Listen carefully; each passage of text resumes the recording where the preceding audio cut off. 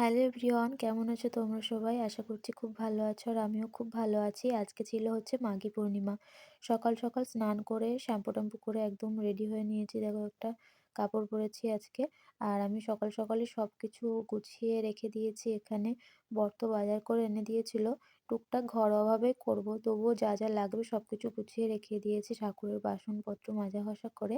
আর এখানে দুটো নারকোল ফাটাবো। নারকোল দিয়ে করব হচ্ছে নাড়ু, লুচি, সুজি আর হচ্ছে এই নাড়ু দেবো আর ফল, মিষ্টি এগুলো দিয়েই ঘরোয়াভাবে মাঘী পূর্ণিমায় আমি ঘরে পুজো করব।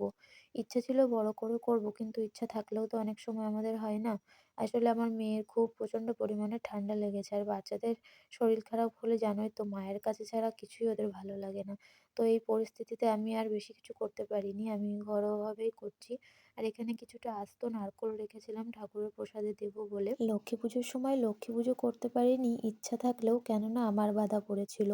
আর এখন মাঘী পূর্ণিমায় ভেবেছিলাম যে লক্ষ্মী পুজো করব। অনেকেই তো করে, তো ঠাকুরকে কথাও দিয়েছিলাম যে এই সময়টায় আমি পুজো করব। কিন্তু এখন হয়েছে আমার মেয়ের শরীর খারাপ, ওর প্রচণ্ড পরিমাণে ঠান্ডা লেগেছে। তো যাই হোক, যা যা বানালাম সেগুলো তোমাদেরকে আর দেখাতে পারিনি। একা হাতেই সবটা করেছি তো আর হয়ে উঠছে না। তো এখানে ধূপ, প্রদীপ সবকিছুই গুছিয়ে নিয়েছি। এখন ঠাকুরের পুজো করব। পাঁচালি পরেই করব ঘরোয়াভাবে।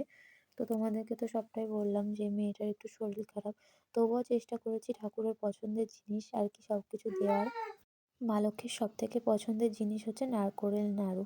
তো সেটা তো করেছিলাম। লুচি, সুজি, ফল, মিষ্টি, দই এখানে সবকিছু দিয়ে আমি আমার মনের ইচ্ছাটা পূর্ণ করেছি আরকি। মা লক্ষ্মীর পুজো করেছি ঘরোয়াভাবেই।